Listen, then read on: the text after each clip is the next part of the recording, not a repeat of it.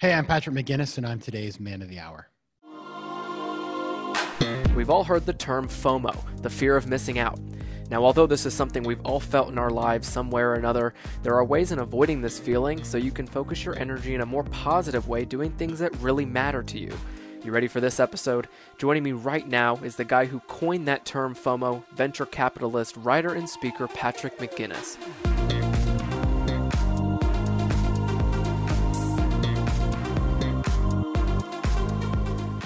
From one podcast brother to another, Patrick, it's so good to see you, man. How are you doing? I'm great. Thank you. How are you? I'm good. You know, we ask ourselves these loaded questions all the time of how am I really doing? And this is such a unique year in and of itself. But the second you responded back to my inquiry, I was like, you know what? Patrick McGinnis is coming on the show, so I'm doing pretty damn good. Oh, wow. That's a lot of pressure.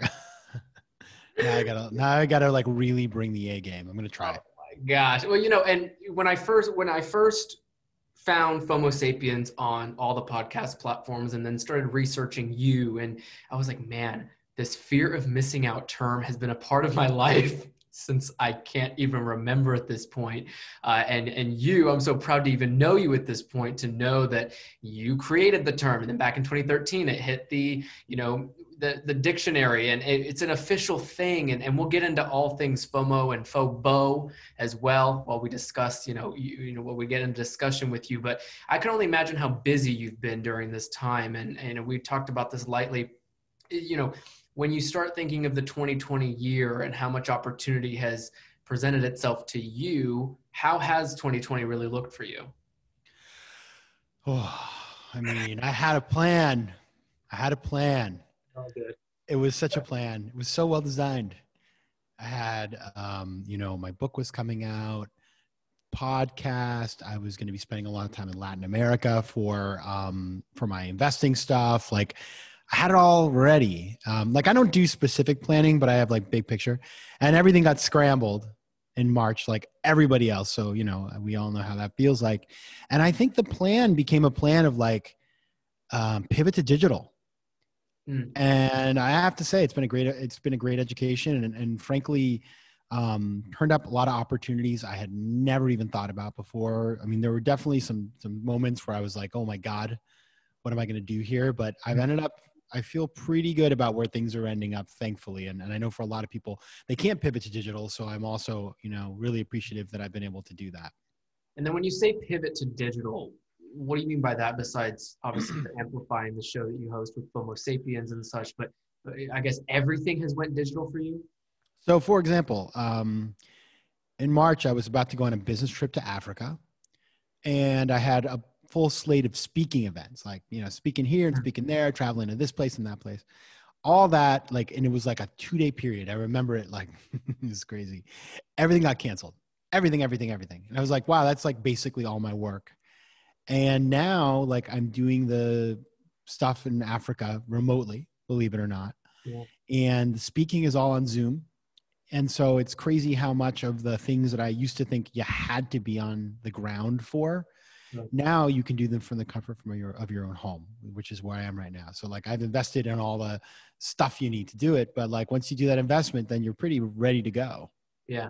And ready to go for how long is the question I have often been asking myself, and everybody who's had to pivot in such a way.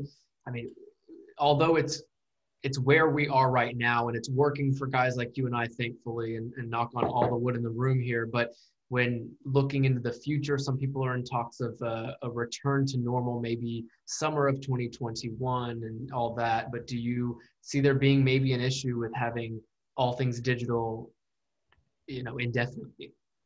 Yeah, I mean, I think people want, it's especially, I think, work-wise, the flexibility that's been brought in by work from home is a positive. I think, especially for people who have long commutes, or, I could work for myself. I used to go to a co-working. I had 3 co-workings that I would work from. And I never had a great setup at home. Sure. And now I would combine the two. I'd do some things at home and some things outside. And I think I've kind of figured that out. And, but I'll tell you, I do think that it'll never go back to exactly how it was before, but I think the social aspects have to, because frankly, if I don't know about you, I haven't been on a Zoom social event in a long time because I just can't. Yeah. They're lame. It was cute at first, and then they became a little lame. Yeah, I don't care. It's your birthday. I don't want to see you on Zoom. I'm sorry. I'll call you. And how awkward is the toast? Like clinging into the all the people drinking in their desks. I mean, it's just it's not a replacement. And so I think, but I just think like things like work travel, right? Like that expectation that you've got to be to every meeting, those are dead. I think, we recognize that you don't have to be. And so I think that's a positive for everybody and the environment. Yeah.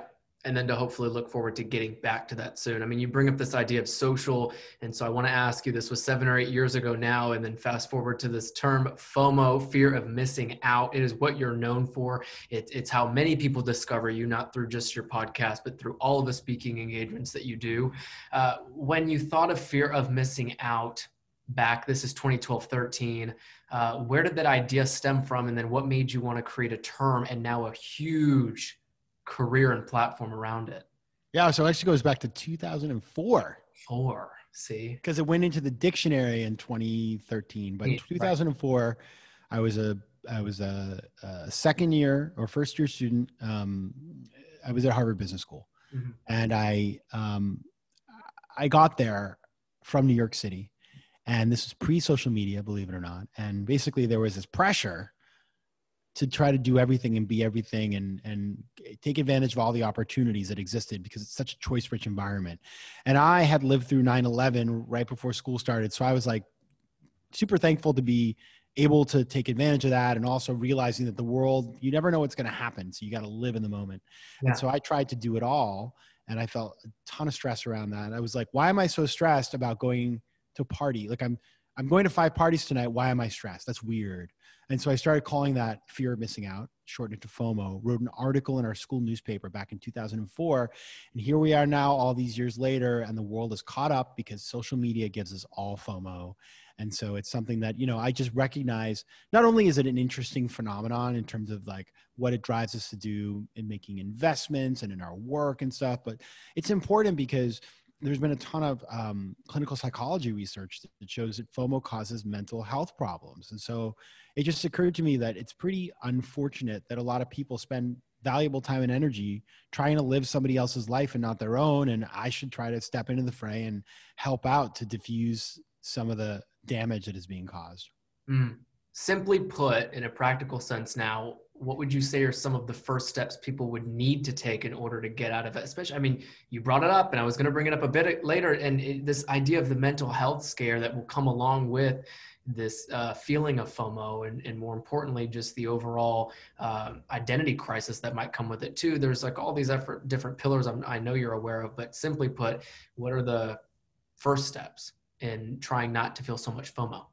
Yeah, I mean, a good way to start thinking about it that I think everybody will kind of be able to kind of work into their own lives starting now is to think about what's happening when you have FOMO, like what's really going on. There are 2 things that are happening. 2 things. The first is you're perceiving there's something better out there than what you're doing right now. So there's a perception, there's this aspiration, like, oh, there's something great out there I want for me. I perceive it to be so. The second thing is that you're feeling pressure to not miss out, to not be excluded from a beneficial group experience like this. The herd is running in one direction and you don't want to be left out, right? And those are things, by the way, like those feelings are part of what it is to be human. Our earliest ancestors were very aware of what other people had and what they didn't have because they needed those things in order to survive in like the harsh terrain of the time. So if you think about those 2 things, then it's easy to start thinking about how to deal with FOMO. So how do you deal with the perception that there's something better happening out there? Well, you got to think, is this perception or deception? Is this thing real or is it just like look great on paper, right? Like Firefest. Many of you remember Firefest, this party, all these people, there were like documentaries about it on Netflix. It was kind of like a BS party that like was marketed and by all these influencers. If you had done like 5 minutes of homework, you would have realized it was not real, right? But like, it just looks so great on paper. And then the perception of the herd issues around like, why am I doing this? Are you doing this because you really want to do it or because somebody else is doing it and you don't want to be left behind? And so as you attack those 2 at the source and think critically, that's a really great way to start dealing with your feelings of FOMO. Wow. And it's incredible that you bring up that. And it sounds so simple, yet we don't realize it until someone like you breaks it down like that too. I think a lot of us start wondering why we feel this sense of FOMO, and amplified on social is probably one of the biggest things that drives it at this point. Where do you think social media plays a hand in all this in terms of it's brought it to a whole new level? Like you'd said, it wasn't in existence when you first thought of it. Yeah, I mean, FOMO has existed since the dawn of time. In fact, if you think about the phrase "keeping up with the Joneses," that's FOMO, right? And that's been around since the early 1900s. So, these are not new feelings that we have. The difference is, of course, social media. So, what does social media do that sort of supercharges our FOMO? Number one, it gives us tons of information. So we're in an information overload about all the things we could potentially do. Number two, it allows us to easily compare ourselves, not just to our friends and families, but to celebrities who show up in our feed right alongside everybody else. And number three, it gives us reference anxiety. It's this feeling that like, well, they're doing something, and so it looks so great. My life sucks. I'm not doing this or that thing. I don't have this job. I don't have this girlfriend. I don't have this vacation.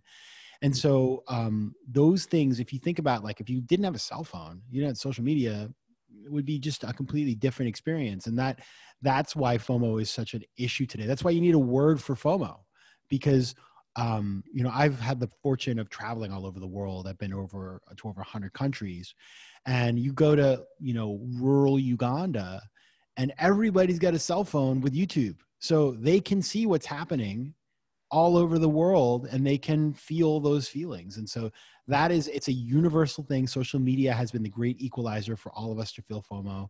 And it has been, super damaging for folks. And that's why stats show, like studies have shown, that people with FOMO spend more time on social media, and people who love social media and spend more time on it have more FOMO. So it's like a very vicious cycle that self-reinforces and is bad for everybody.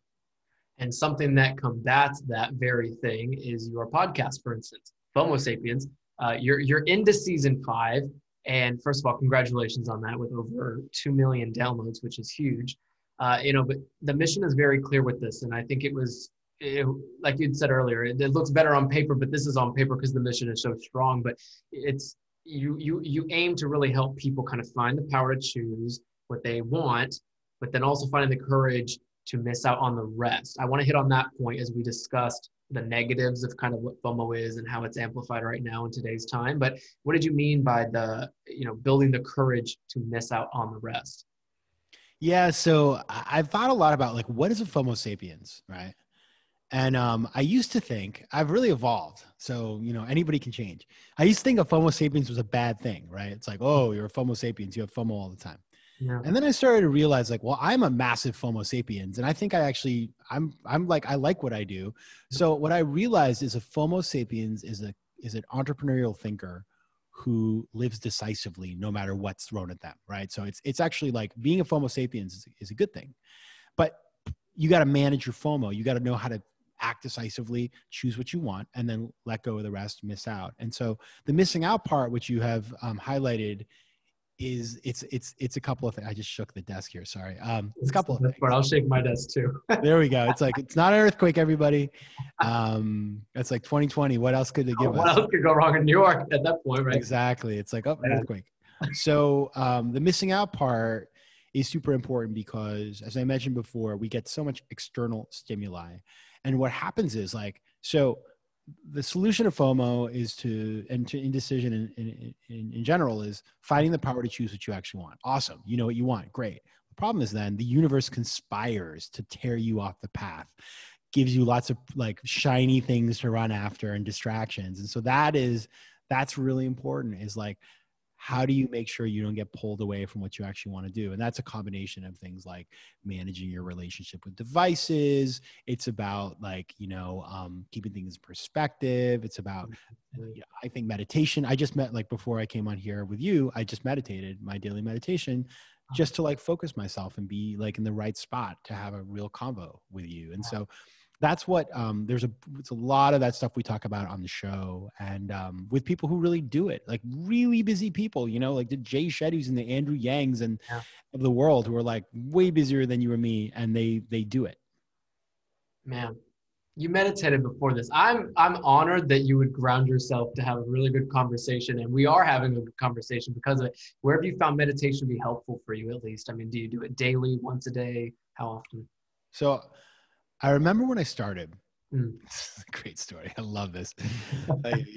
I started. My brother's meditated for years, and I went to some workshops with him, and I don't know, the style he did was just not it was a little too like woo woo for me. I just was like, these are not my people.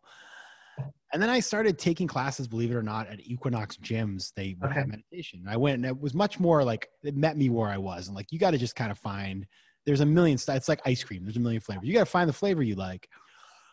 And so I started practicing, and then I started just, doing like 10 minutes. I started 5 minutes a day actually. And then I worked my way up to 10 or more. And every day, I think it's important to do it every day. And I just do, I have I do it silently. I have a timer and stuff. And I remember when I started, a friend of mine who's kind of had started as well, and was like, well, that's not enough. You need to do more. You need to do at least an hour a day, or I don't even know what sure enough, all these years later, like this person never meditates anymore. I now have this, I've been meditating. I haven't missed a day in over a year. Sure. I'm like, maybe I could do more. Sure, I could meditate an hour a day, but I don't know if I could. I could try. Yeah. But listen, you have to find the place where it's sustainable for you. And for me, that's the place where it is.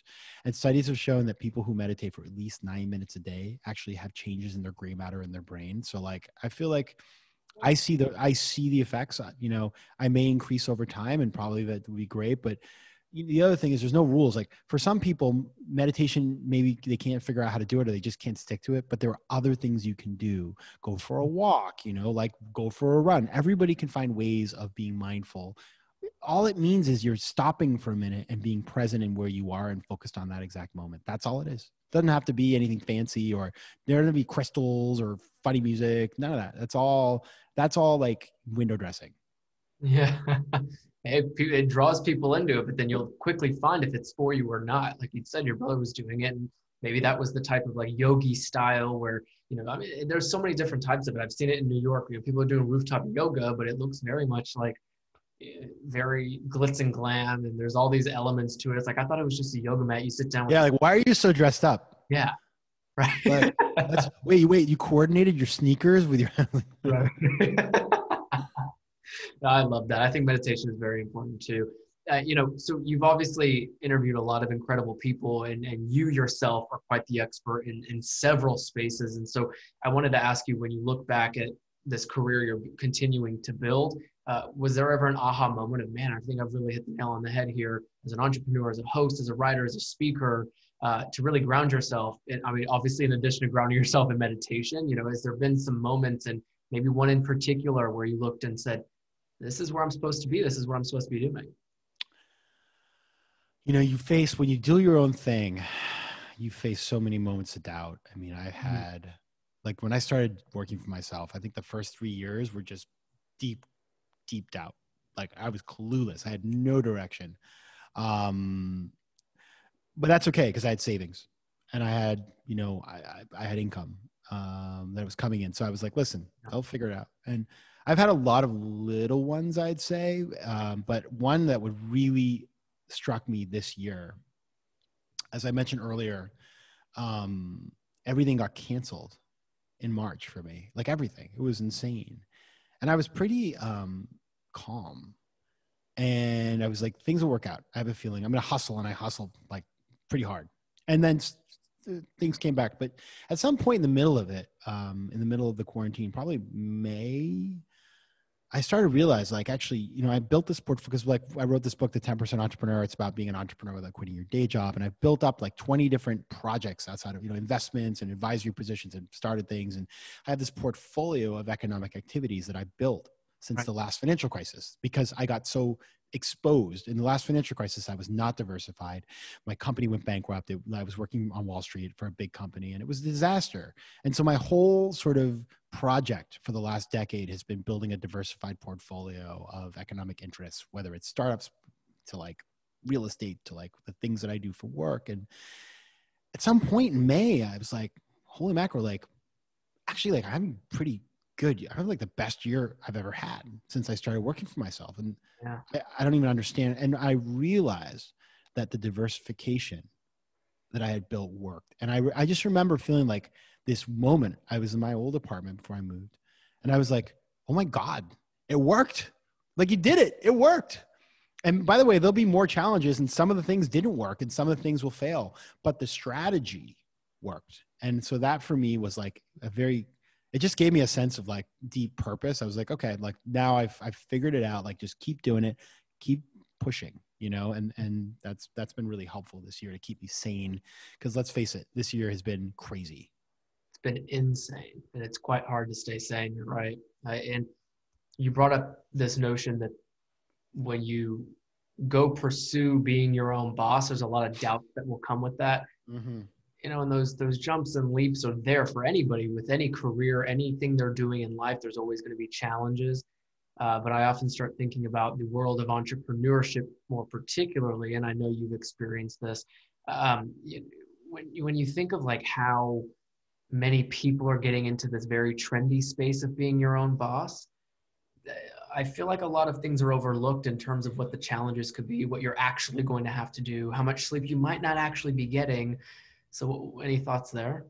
Oh, tons. I mean, we could do a whole show about this, but We'll do an extended version coming next. I mean, so here's the thing about that, right? Like, I had been a venture capitalist before I worked for myself. I had invested in a company. I was very aware of how hard it is. Like, I was definitely afraid of entrepreneurship. So I was like the opposite way, really, really afraid.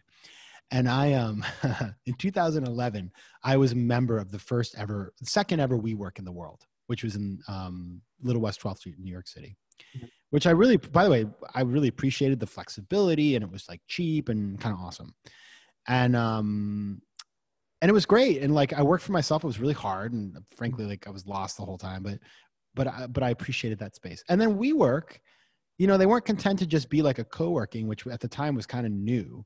Then it's like, do what you love. And, all this like branding around entrepreneurship and all this like entrepreneurship porn, as people call it. Yeah. And I remember just watching friend after friend after friend, like leaving their corporate jobs to start their company. And then eventually like going back because they like, number one, they'd run through their money, or it was much harder than they thought, or they weren't happy, or whatever it was. And it occurred to me, like, what a lie and what a con job it can be, the way that it's portrayed. And so that was kind of part of the reason I did the 10%, was because I was like, I'm not going full time. Like, I'm frightened of that. I want to do things in a much more sustainable way. And so I like to give people permission and say, it's okay to not want to be an entrepreneur. Like, it doesn't mean that you're a loser or that you're stupid or that you don't want to work hard. No, it just means that, like, that putting all your eggs in one basket, you just don't have the risk tolerance, or frankly, you may not have the family money. Like, a lot of people I know who became entrepreneurs, it's because they had resources. They had family money behind them. If they failed, they're still going to like inherit from their parents. So I think that's a conversation that, like, it happens. People have that conversation, but it's, to me, it's not talked about enough. Yeah. And we'll bring you back on in season 2 for that whole conversation, because I'm interested to find out too. Oh, I could go for like hours with you. We're going to, man. We're going to take a 3-hour trip if we need to, because it's not necessarily over. I mean, I think every market's oversaturated at this point, and it goes back to this whole social media, digital time we're in. Everybody has access to certain tools to allow, if you want to be an influencer, go for it. If you want to start a business online, go for it. If you want to build an app, call people on Instagram and go for it, right? There's so many things people are doing right now. But I think it stems down to being a self-starter, which I know you are. And so when thinking of the concept of just being a self-starter first, entrepreneurship aside, host, writer, everything aside, when you think to start something by yourself, that's a lonely place, and it goes back to this whole overarching idea and how we found you and what we admire you for with the fear of missing out and all the studies you have there too and your expertise on it. But it's a lonely place to start something on your own and then to pursue that as you go. They always say it's lonely at the top. So I wanted to bring that up with you. And how lonely is it at the top? Where I struggle? I'm really good at the first part, but I'm afraid of scaling. Like, I like the comfort of the new idea, but then building the structure around it to scale is where I've had to learn a ton, and I've had to bring in like hire people and bring in team, and then I recognize like how great it is to have people around you who can like take what you do and make it bigger.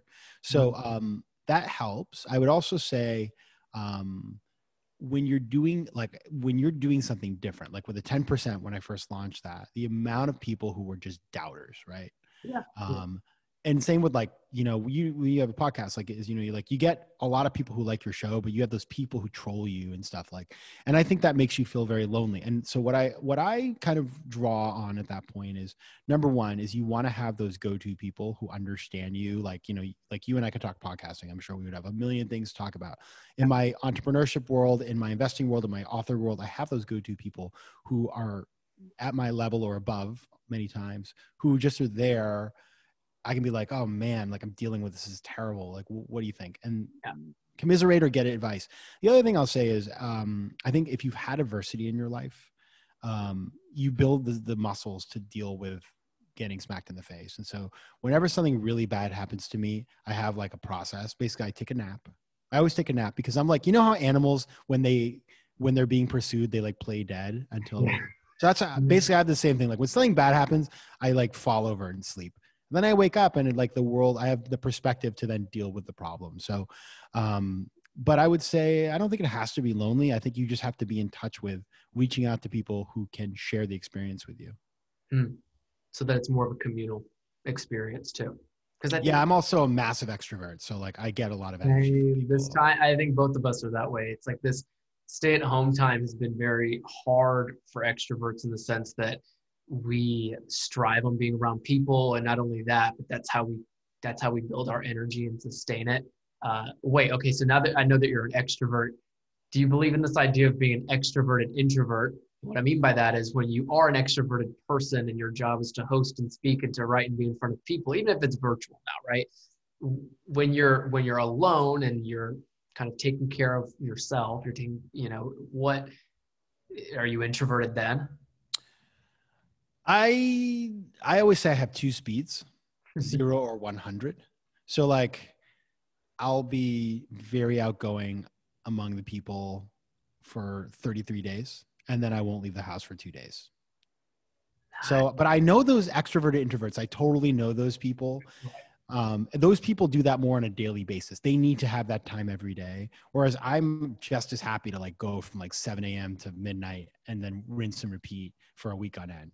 Okay. And then you just know when do you know it's your time to take those 2 days, for instance, and just black out with everything? Sometimes I just like collapse. That's not good. Actually black out. Just like, no, you're like, oh God, I'm getting sick, or I don't feel good. I think it's like, do I feel good? I think it's this. Is this okay? Like you wake up and you look at your calendar and you're like, am I excited or is this an obligation? And when it starts to feel like an obligation, especially when you work for yourself, like if you've set up a life of where stuff feels like obligations and supposedly you're in charge, that it's time to step away. Yeah. You should never feel like you're doing it to yourself, whatever that is. Yeah. Yeah, exactly. And I'm terrible. I mean, I overcommit and it's a thing I work on, but like, I always feel like I genuinely wake up every day thinking, maybe this will be the best day of my life. I got to go out there and like live life. And I think that's a FOMO-y thing. And I know that I work on that, but I also recognize that there's some good in that. And from the outside looking in, by all means, you played off very well. I would have assumed you had your 2 days already and you're going at 100 full speed, if not 1,000. And we appreciate. Well, I did. I mean, it's funny you said that. Yesterday, I felt like death. Like the last 2 days, I was really tired from just life. And so I actually like last night got 9 hours of sleep. I actually got a COVID test because I was like, oh my God, maybe I'm getting sick. Everything's fine. But I did make that. And I'm actually going on like a 2-week, like kind of cleanse, just not like not drinking and eating super healthy because it's been an intense year. And I just at one point was like, oh. And so sometimes what helps, by the way, like for that is I got another friend who's going to do it with me. So having that accountability partner to make sure that you keep each other honest and say like, no, you're not going to like eat that, piece of like stromboli right now. Like you got to have the, sweet green. Sweet green. Oh, I love a sweet green. Always, any meal. I'm going to have to ask you how you build your salads. Mine's a monster. I throw it on there. It ends up getting very expensive because you end up looking at all the stuff and put everything in the bowl, right? The more No. I like They're perfect the way they are. Like they're already designed. Why would I mess with perfection? Don't fix what's not broken, right? Exactly. I'm the dumbass that fixes what's already working. Can we talk about the idea of FOBO? Covered all things FOMO with you and much more. FOBO, this fear of a better option now. Yeah, that's like your salad right there, my friend. Fear of a better option. It's the idea that you have the anxiety of choosing from a set of totally acceptable things, because you think there might be something better out there for you. So you keep searching till you find it, but you have no idea if it really exists. So it's like Netflix scrolling.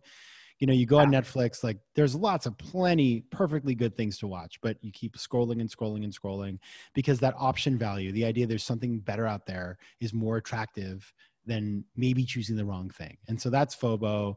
That is that's dating apps, that's Netflix, that's Seamless. I mean, I'm pretty aware of this stuff, but it's like every time I go on Seamless, I spend 30 minutes like scrolling. Yeah. And then I just give up and order from the same place in Chinatown that I always order from. Now that you said that, I have to ask you this. For someone who's so busy and you have a lot of things going on and you live a life of being a self-starter and you have so much on your plate at all times that are at high level, you're doing a lot of things that are at a high priority in your life where deciding what to eat probably isn't so important. I want to ask you that. When you're deciding what to eat, what to wear, this is like a known thing in New York as well, probably in any major city with people who are busy doing their thing. Have you found that for you too? I mean, feeling, you mentioned it, getting on Seamless, you're like, gosh, there's 30 options. Screw it. I'm going after the same thing I always eat, and so long that it's a good meal, like a sweet green. If you get the same salad and it's providing nutrition for your body, you're good. Just go get the salad. But how is that served in a good way for you, having not to worry about too many options in relation to FOBO? Yeah. So I actually did my whole TED talk, which is called How to Make Faster Decisions. Yeah.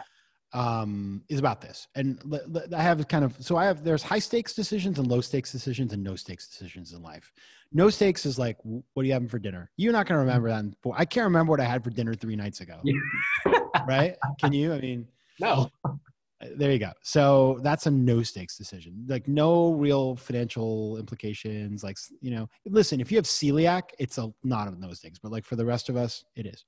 Low stakes is stuff that like doesn't really have a huge long-term implication. But you need to there's some criteria. Like, it's like, what TV should I buy? You don't want to just buy the first thing that comes along, but at the same time, you don't want to spend 3 months agonizing over which TV to get. So I have 2 strategies, one for each. On the no stakes, I basically flip a coin. I do what's called ask the watch. I'll be like, am I having, chicken or fish? Left side is chicken, right side's fish on the watch. See what the second hand is, look down at it. Decision made. Oh. Moving on. I do that with, should I go for a run today? Should I, just anything. It's like anything that's really not important. Like, oh, should I get the Chobani oat milk or should I get the other brand? Like, I don't care, but I'm stuck. And so typically you'd make that decision. I wouldn't even have to think about it. But when you're stuck, it means it doesn't really matter. Move on. Now for the low stakes, that are things like, what TV should I get? I just went to my friend who knows about TVs and said, this is what I want. And then, she chose it. And then I bought it. Like, it's that simple. And so clothing, for example, like I wanted to have cooler clothes. I went to my friend who has good taste. And so I outsource a lot of the things that I do to people that I like. And by the way, they do it back to me. They ask me for advice. Hey, Patrick, should I do this or that? Which hotel should I stay at in Barcelona? Well, I can tell you that in 2 seconds. And so that makes life very, very simple. And I do that all the time. I never choose where I eat out anymore. I outsource it. Right. Always. Like, where are we going to go to dinner? I don't know. Why don't you choose? I mean, make sure that it's not unhealthy, and then you choose. Man, I love everything. When we meet in New York, you're going to choose. So no, you're going to. I will tell. I'm going to say, make it in this neighborhood, or we'll just go to Soho House. But the point is that, like, we're going to keep it simple. Have to keep it simple. Simplicity is the ultimate sign of sophistication. I can't recall who said that, but I love that, because if you want these higher stake goals to be met, for instance, the no, the low, the high, if you want to get to the high and you want to achieve the highest of whatever you're pursuing, you got to keep it simple in the day-to-day too. It's why all of us wear, neutral colors all the time, and you wear the same white sneakers. I don't really care anymore, all that type of stuff. Yeah. Oh man, Patrick, I can't let you go without asking you a very important question. It's one I want to leave at the end of the show. You have such a mark in the podcast world. You're 4 seasons in, going on 5 right now as we speak, and I could only imagine with the mission statement that you have, and allowing people to really find the courage to miss out. But what do you hope viewers and listeners and people who follow you on the daily? What do you hope they really gain from one conversation, from listening to you, from watching you? What is that one thing you really want people to get from their time with Patrick McGinnis? Yeah. So for me, if you look at, I've thought a lot about this year. I had a lot of free time on my hands at home. And we did like a brainstorm, actually, like a 3-day brainstorm session with a person who's helping me to make sure I really, because like we get lost sometimes in our own work. And sometimes it's helpful to have somebody really work with you to like get back up to like why, like the old Simon Sinek thing, right? And so the thing is that I'm driving towards for all of us and everybody who's listening is autonomy. It's the ability to operate in a way that you're not worried about, what that person wants or what somebody's telling you to do. You're focusing your considerable talents and energy on building something that gives you the ability to call the shots in your own life. Because having lived through a situation now, in 2008 for me was like that, but now in 2020, we don't have, there's controls it's an illusion. And so you need to find ways to build levers of control into your life. And you're never going to have 100% control. It's impossible. But if you know how to build levers of control and also know how to deal with the things you can't control, you're going to be much more effective. So that's like everything I do is about that. I don't know if you can see the thread. Hopefully you can. But that's what I want for people. I want people to just make choices that are the right choices for them, and not worry about the conventional way of doing things or what other people told them they had to do, what other people did. Because the place you don't want to be in life is spending all of your time and energy living somebody else's dream. I couldn't have asked you to end this in a better way. So thank you, Patrick McGinnis.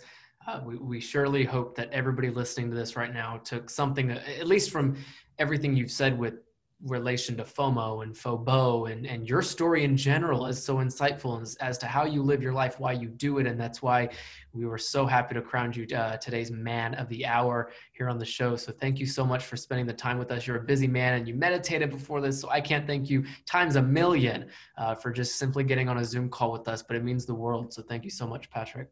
Thank you. It was a pleasure to be here. And let's see what 2020 gives us, but I hope everybody does well.